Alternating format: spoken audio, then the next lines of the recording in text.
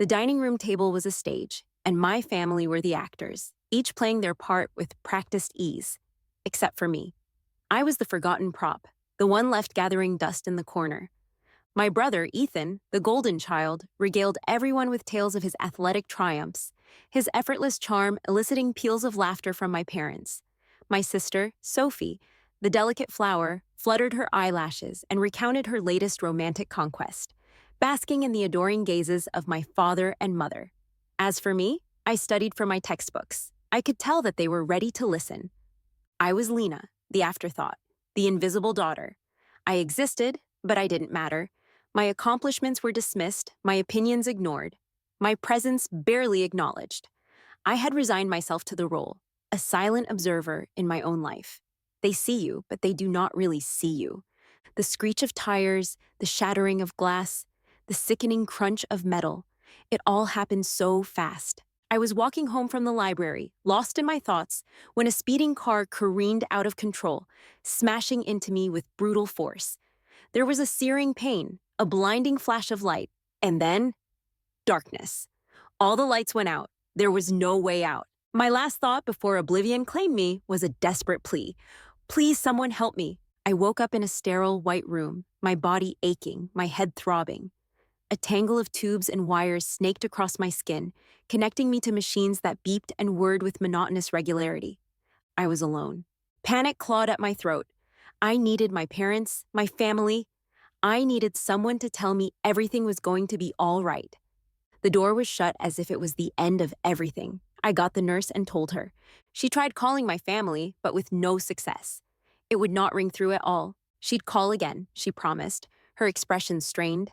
I tried to stay calm, staring out the window, watching the city lights twinkle in the distance, each one a tiny beacon of connection in a vast, indifferent world.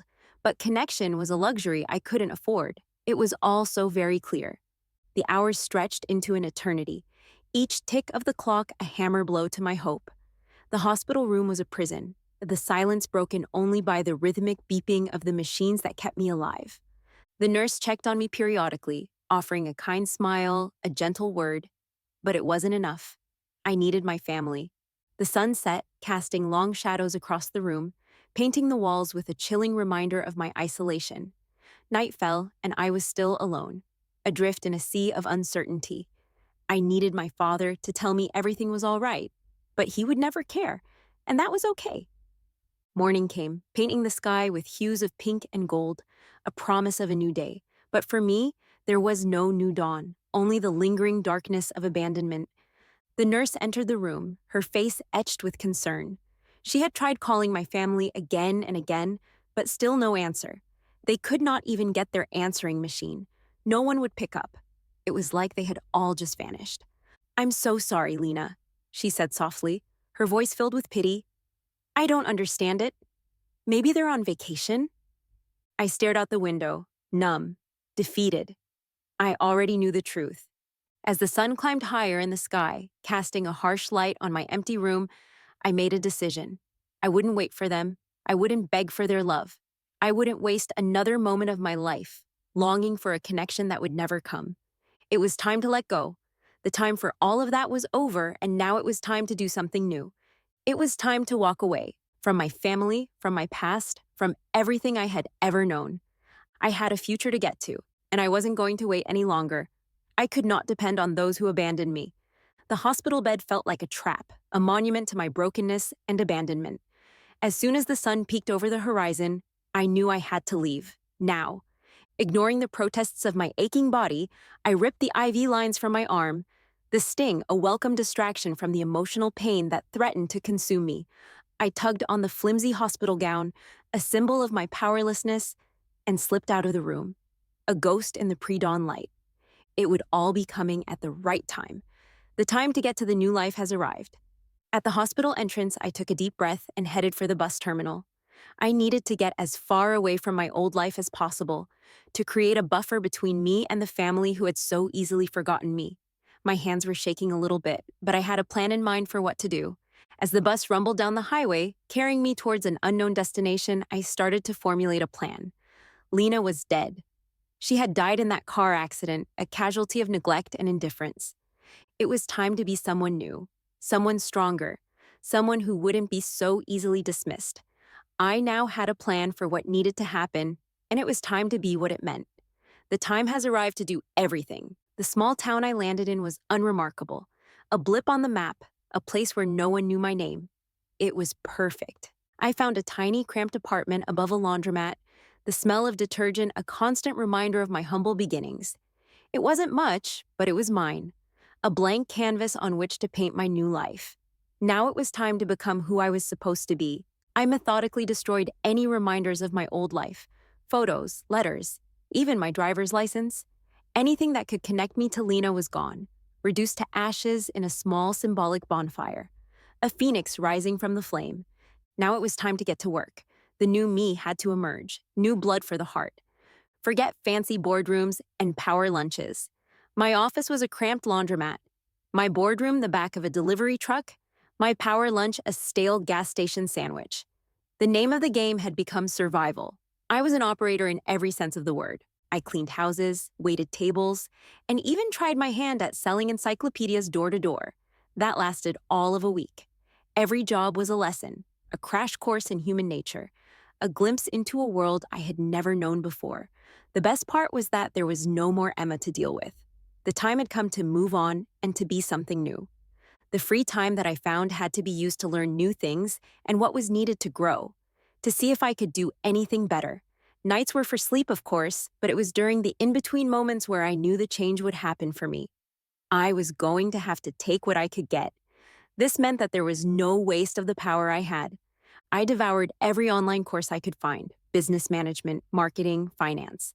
The knowledge was a lifeline, a way to escape the drudgery of my day-to-day existence. It was what the people needed, and it would get them through what they thought that would take me out. I was a man among people for hire, and it had a purpose. Progress wasn't linear. There were setbacks, disappointments, moments when I wanted to give up and crawl back into the familiar shadows of my old life. There was something new on the horizon. All I had to do was to have the ability to reach for it, to have a new way of life, a new way to start and to continue to grow. It wasn't always easy, but it was better than Emma at least. As long as she was off my mind and not in the view, things would be better for me. It was just what the people wanted. All of a sudden, the light shone on me. There were options, and to choose to use those options may not be as bad as I thought.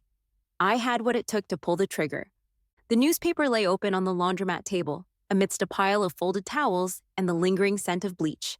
It was an ad, small and unassuming, but it caught my eye like a lifeline in a stormy sea. Carter Foundation Business Innovation Competition. Adrian Carter.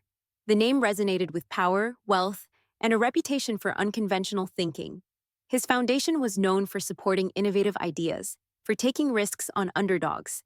It was a long shot, but I had nothing to lose. I spent every spare moment hunched over that laundromat table, fueled by lukewarm coffee and fierce determination, crafting my business proposal.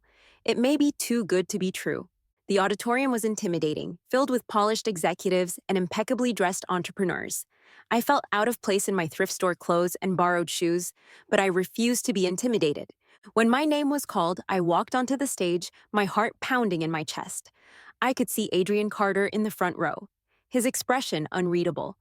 My idea was simple: a social enterprise that provided job training and support to marginalized women. It was born from my own experience, from the struggles I had faced in the anonymous trenches of minimum wage labor. I spoke with passion, with conviction, my voice echoing through the silent room. I could feel Adrian Carter's eyes on me, assessing, evaluating. And then something shifted.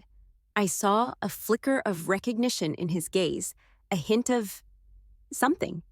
I could see he understood me, that he had been there before. As soon as he realized what was going on, it would be over. I won. Against all odds, my idea resonated with Adrian Carter, with the judges, with the audience. I knew that what I needed to do had to be more and more. After the ceremony, Adrian approached me, his eyes filled with curiosity. "Lena," he said, his voice surprisingly gentle. "I see something in you. Something familiar?" He offered me an internship at his company, a chance to learn from the best, to build something extraordinary. It was an opportunity I couldn't refuse. As I accepted his offer, I knew that my life was about to change forever. It would have to mean new blood for the team. It had to mean new challenges, and more importantly, new ways to overcome those challenges. I decided it was time to bury Lena and start a new life as Anya Moreau. A beginning was about to start again. Intern was a formality. From day one, Adrian treated me as an equal, a partner in crime, a fellow strategist in the high stakes game of business. I was given real responsibilities, real challenges, and real opportunities to prove myself. And I thrived. I absorbed information like a sponge, devouring industry reports, analyzing market trends, and dissecting successful and unsuccessful business models. I learned to anticipate problems, to identify opportunities, and to make decisions with speed and precision. He pushed me, challenged me, and refused to let me settle for mediocrity. Adrian's mentorship went beyond textbooks and spreadsheets. He taught me the unwritten rules of wealth and power, the subtle nuances of negotiation, the importance of building relationships, and the art of reading people. He showed me how to command a room, how to project confidence, even when I was trembling inside, and how to use my voice to influence and persuade. He imparted the industry secrets. I understood how a handshake could be more binding than a contract, how silence could be more powerful than words, and how a well-placed smile could disarm even the most hardened opponent. This was more than just a business education. It was a masterclass in survival, a crash course in the art of winning. This was my new path, and I had to keep going. As I rose through the ranks, my confidence soared, and the scars of my past began to fade. I was no longer Lena, the forgotten daughter, the invisible girl. I was Anya Moreau, a force to be reckoned with, a rising star in the world of business. I could even tell that people began to respect my opinions and listen. But something was wrong. Every time I saw them, I could tell how unhappy I was. As soon as I made the move to ignore them, the better I got. It was going to be a long ride. And as I worked side by side with Adrian, a different kind of feeling began to emerge, a connection that went beyond mentorship, a bond that hinted at something deeper, something more. The time had come to tell them it was all over. I was finally free. Anya was reborn, and she would show the world what to do. Adrian's support wasn't just financial. It was strategic, tactical, and deeply personal. He helped me navigate the legal minefield of starting a business, connected me with key industry players, and provided invaluable advice on everything from branding to marketing. The company would be a new form of medicine, something new that would provide all that was needed to keep people in tip-top shape. Most importantly, he instilled in me a belief in my own potential, a confidence that had been eroded by years of neglect and self-doubt. His plan for me started with a great plan, and I knew what I wanted to do was to make sure to get it right and do what he wanted. My company, Maro Enterprises, wasn't just another business. It was a reflection of my values, my experiences, and my unwavering commitment to making a difference. We focused on renewable energy technologies, developing innovative solutions for sustainable living. We partnered with local communities, creating jobs and empowering individuals who had been overlooked and underserved. Now it was all up to Anya to make it what it all wanted to be. My approach was unconventional, disruptive, and fiercely effective. I challenged the status quo, defied expectations, and refused to compromise on my principles. The ideas were to take the world by storm, and everything had to be right. The demand for our products and services was overwhelming. We scaled rapidly, expanding our operations across the country, attracting top talent and generating significant profits. My company had turned into a huge success. No one could touch what had become of it, and it just worked. I was quickly becoming a force to be reckoned with, a respected leader in the business world, a symbol of innovation and social responsibility. The recognition was gratifying, but it wasn't my primary motivation. The goal was to make sure that things went the right way. The money was nice, but it was just a tool, a means to an end. My real goal was to prove to myself and to the world that I was capable of achieving anything I set my mind to. I needed to get to the top and get the fame. I was scrolling through the online news, sipping my morning coffee, when a headline caught my eye. Local hospital facing imminent closure. The accompanying photo was instantly familiar.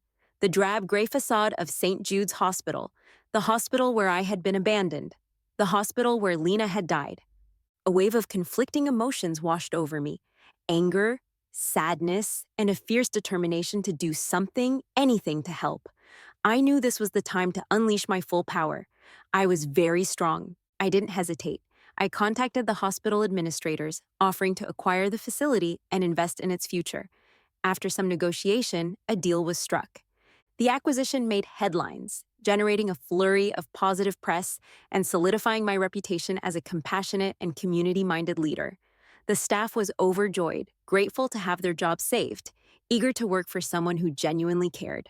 I could feel them shaking my hand and thanking me over and over. For me, it was more than just a business transaction. It was a symbolic act of reclamation, a way to rewrite my history, to transform a place of pain and abandonment into a beacon of hope and healing. As soon as things went the way that I had planned, it was going to be great. Standing in the lobby of St. Jude's Hospital, now Maro Medical Center, I felt a sense of closure, a sense of completion. I needed to make sure that I had made the right decision, and with everything, it was fine. I wasn't just saving a hospital, I was saving myself. Lena was gone, but Anya was thriving, a testament to the power of resilience, the transformative force of forgiveness, and the unwavering pursuit of a better future. Now it was time to move on and show them. The game was on. The media couldn't get enough. Anya Moreau, from abandoned to acclaimed, the headline screamed. My story resonated. A modern-day Cinderella tale with a twist. I was no damsel in distress, waiting for a prince to rescue me. I was the architect of my own success, the author of my own narrative. The interview requests poured in, from business magazines to daytime talk shows. I graced the covers of Forbes, Fortune, and Entrepreneur, my image a symbol of hope, resilience, and the American dream. They say you are never a success until other people recognize you for your work.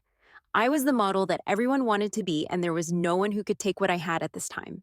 I used my platform to advocate for social justice, to promote sustainable business practices, and to empower marginalized communities. I became a sought-after speaker, sharing my story with audiences around the world. I spoke at corporate conferences, university graduations, and community events, my words echoing through packed auditoriums, inspiring others to overcome their own challenges and pursue their dreams. It was more than just public speaking. It was a calling, a way to give back, to pay forward the kindness and support I had received from Adrian and others along the way. People wanted to hear my stories, but with fame came scrutiny. Every aspect of my life was dissected, analyzed, and judged by the court of public opinion. The spotlight was intense, unforgiving, and at times overwhelming. This had become one of the bigger problems. I never asked for this, but now that it has happened, it seems that it is all people wanted to do. I had to constantly remind myself of who I was, of where I came from, and of the choices that lay before me. I could succumb to the pressures of fame, become another empty celebrity, chasing fleeting moments of validation. They can destroy themselves with time. Or I could stay true to my values, use my influence for good, and continue to build a legacy of purpose and meaning. The latter seems like a better option. It was a choice, a daily decision to remain grounded, to stay focused, and to never forget the girl who had been left behind. I know that this is how things are going to play out. They had lived in a bubble of privilege, insulated from the harsh realities of the world. They refused to adapt to the changing economic landscape, clinging to outdated business practices and dismissing warnings from financial advisors. It was all coming. Little did they know what was going to get them. I would be very surprised if they do everything correctly to what it all should get to. The first sign of trouble was a subtle dip in profits, a minor inconvenience easily dismissed as a temporary blip. But the blip turned into a trend, the dip into a chasm. Desperate to stop the bleeding, my parents scrambled to secure additional funding. They mortgaged their assets, drained their savings, and even begged wealthy friends and relatives for loans. They needed to go to the bank and get everything straight, or it would all be over. Little did they know what was going to get them. But it wasn't enough. The debt mounted, the interest accrued, and the business continued to hemorrhage money at an alarming rate. They were drowning, gasping for air, but there was no one to throw them a lifeline. I had to get to where I wanted to be, but they would not let me. I have to figure out all the ways to get around those that will not let me get to where I'm going. There had to be better options. The inevitable finally happened. The bank foreclosed on their assets, creditors descended like vultures, and the business collapsed, leaving my parents penniless, humiliated, and facing a mountain of debt. They lost everything. their house, their cars, their social standing, and their sense of self-worth. They were reduced to paupers, living in a cramped apartment, struggling to make ends meet, haunted by the ghosts of their former glory. What I had to do would be hard, and I would do it. It was a cruel twist of fate, a karmic reckoning for years of neglect and indifference. But it was also an opportunity, a chance for me to rise above their failures, to prove that I was capable of more than they had ever believed. If I was going to make it, I had to be better. I had to show that what it was to take what was theirs. Now, it was time to see what came next. The only thing that was for certain was that this was the end. I knew all along that the time that would come, it was what it needed to be. Eleanor spotted the headline first.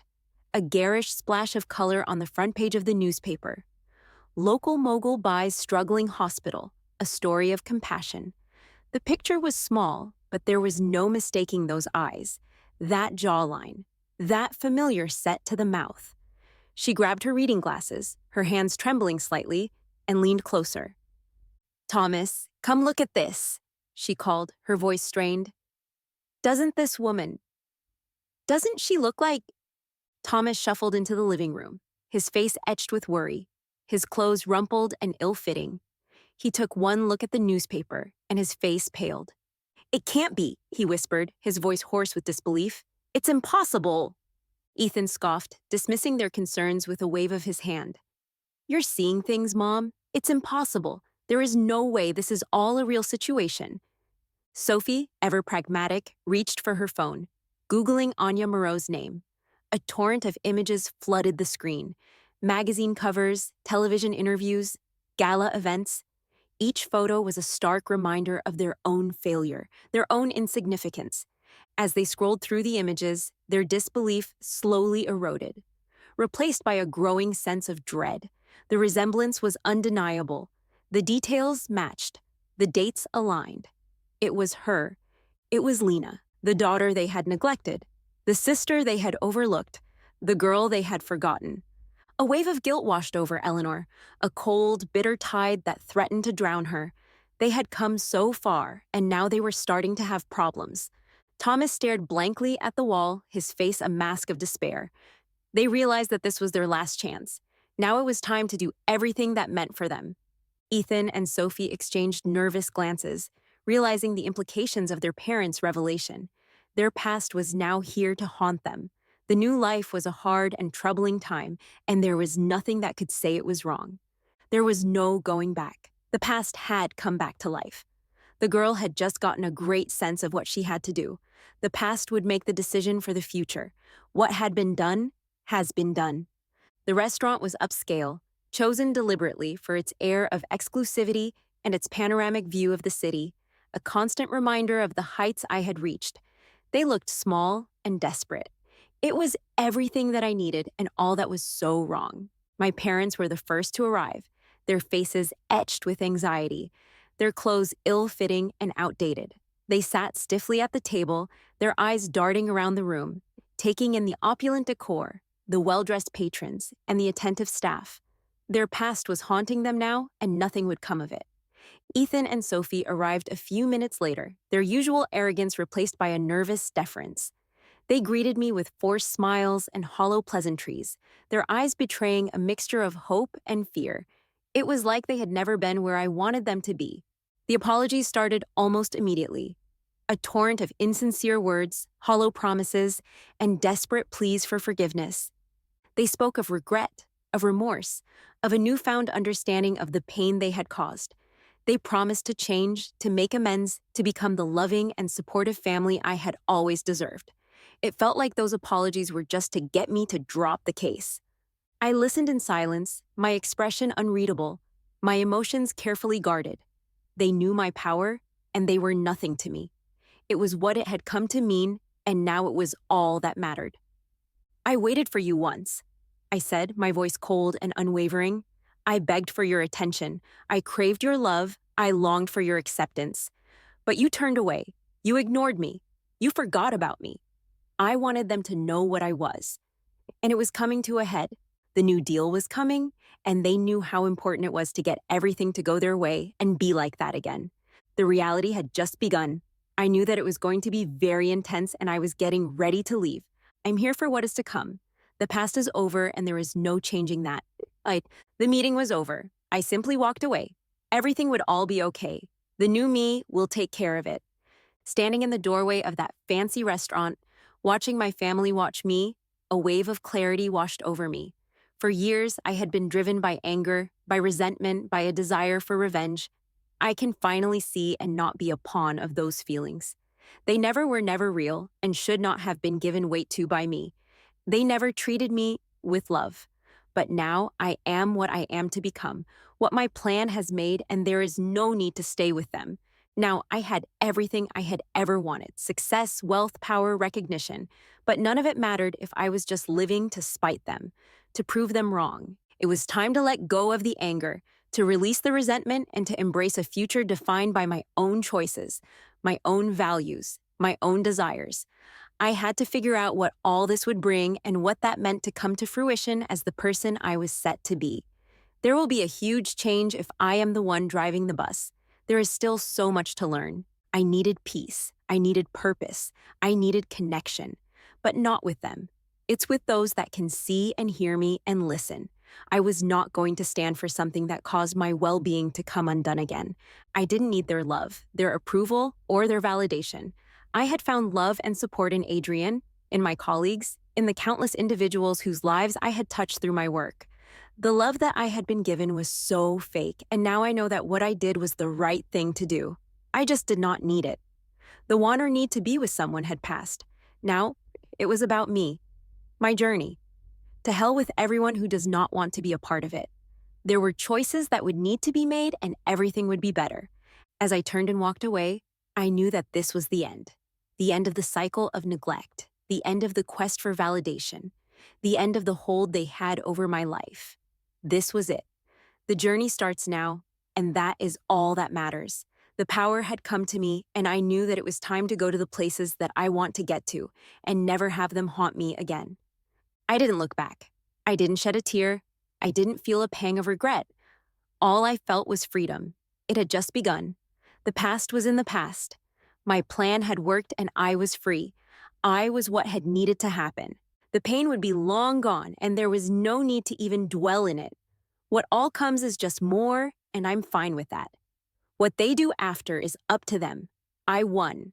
I am now who I want to be. This would never ever stop. With that, I left the place and never would return. No looking back. The sun rose, painting the sky with hues of gold and pink, a promise of a new beginning.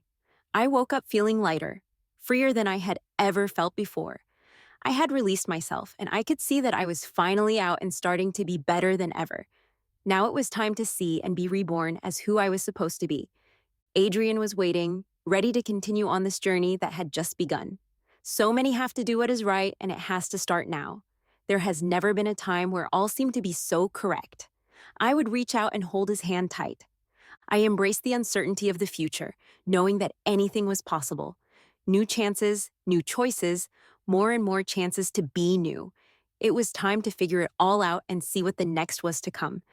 There would be a good day and a bad day, a hard and a simple.